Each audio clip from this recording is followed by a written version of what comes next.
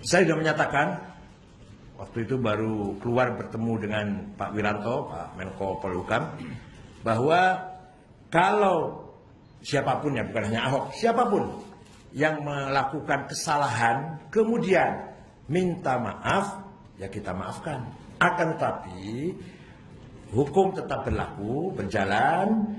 Maka di sini tugasnya aparat kepolisian memanggil dan memeriksa dan seadil-adilnya berangkat dari praduga tak bersalah. Kalau memang terdapat kesalahan, ya apa hukumnya? Kalau tidak, ya tidak.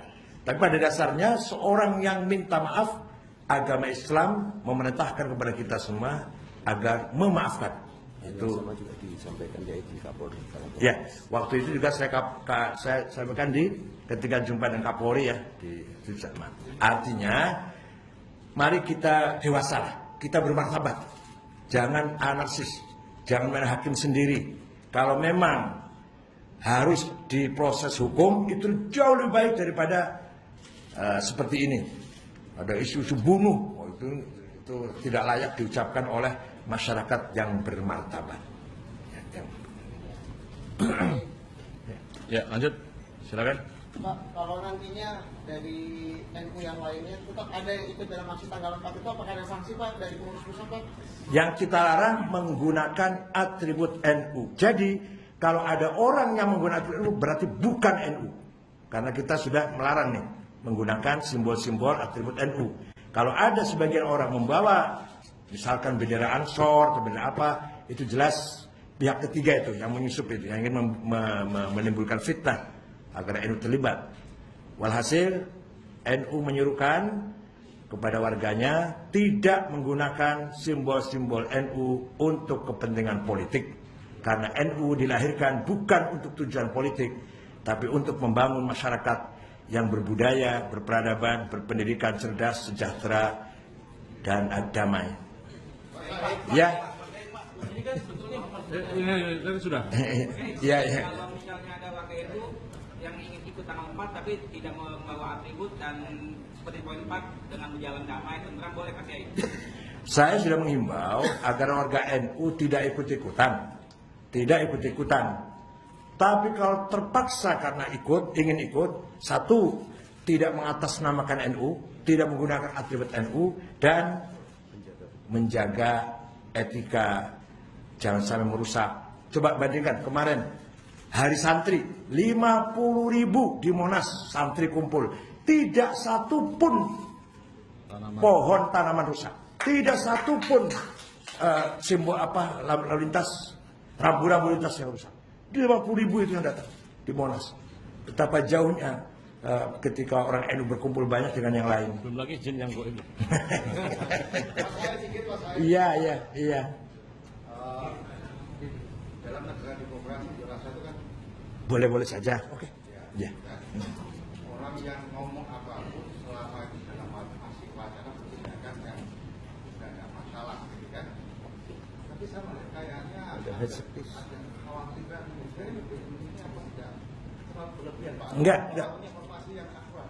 Ngomong itu ada sanksinya. Ngomong itu ada sanksinya. Kalau ngomong baik ya ada pahalanya, cara agama ini. Ngomong jelek ya ada dosa. Bahkan lisan ini merupakan lebih bahaya daripada tangan, daripada senjata. Ada ujaran kebencian. Ada ujaran kebencian yang kita sepakat dengan Polri, sama-sama NU dan Polri menangani atau mengatasi ujaran kebencian itu, hate speech itu. Jadi kalau tuh hanya ngomong itu sudah melakukan hal yang bertentangan dengan nilai agama. Ngomong kasar, ngomong jelek, misuh-misuh, ngumpat-ngumpat, ngata-ngatain, itu dilarang oleh Al-Quran. Siapapun, kepada siapa kepada siapa. Muslim dan muslim, langsung pada muslim. Cukup ya? Masih. Baik. Ini nomor 3 Pak, mengimbau kepada polisi segera melakukan Ya. dari PBNU apakah akan ada pengawalan khusus terkait dengan kasus ini? Ya, kita sudah menyatakan itu di Kapolri. Saya dimintai oleh Kapolda dan Wakapolda juga ada agar Ansor Pemuda NU ikut bersama-sama menjaga keamanan. Siap. Waktu kemarin juga ansor, dengan pakaian tidak pakai ansor, dengan pakaian tidak atribut, ikut menjaga keamanan. Insya Allah kali ini pun kita siapkan bersama-sama polisi agar tidak anarkis. proses hukum poin 3 itu. Oh, poin proses hukumnya. Hukum kita percaya pada polisi. Yang punya hukum itu polisi. Kita hanya mendorong, menghimbau agar betul-betul Indonesia negara hukum, bukan negara bukan negara sekar PDW. Dan saya minta kepada tokoh-tokoh agama, terutama tokoh politik juga, jangan mengeluarkan pernyataan-pernyataan yang sifatnya provokatif. Apalagi, terutama lagi khotib-khotib Jumat. Tidak sah itu khutbahnya kalau isinya cuma mencaci maki itu. Khutbah itu mengajak orang bermoral, berakhlak, beribadah dengan baik. Lah kok khutbah jadikan provokasi, jadikan menyebar kebencian, walaupun kepada binatang nggak boleh bicara kebencian di khutbah itu. Itu menurut ajaran Imam Syafi'i. Tidak boleh dalam khutbah itu menyebarkan kebencian. Di luar khutbah ya boleh-boleh saja, terserah. Dalam khutbah Jumat nggak boleh itu. Bukan boleh-boleh saja itu artinya boleh. Secara agama dalam khutbah menyebarkan kebencian tidak sah khutbahnya. Tidak sah. Udah, masih? Cukup ya? Nah, masih. Baik, terima kasih sampaikan kepada teman-teman media cetak elektronik, dan mudah-mudahan dengan rilis ini menjadi terang, dan tentunya kita harapkan apa yang akan terjadi tanggal 4 itu adalah situasi yang damai, aman dan terang, dan kita harapkan ada kedewasaan dari seluruh pihak, dan tentu kita ikut menjaga situasi yang aman ini. Terima kasih. Maaf, Assalamualaikum warahmatullahi wabarakatuh.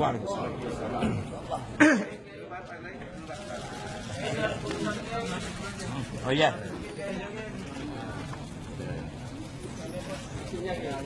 Oh isinya, rilisnya. Rilisnya ini bisa. Iya.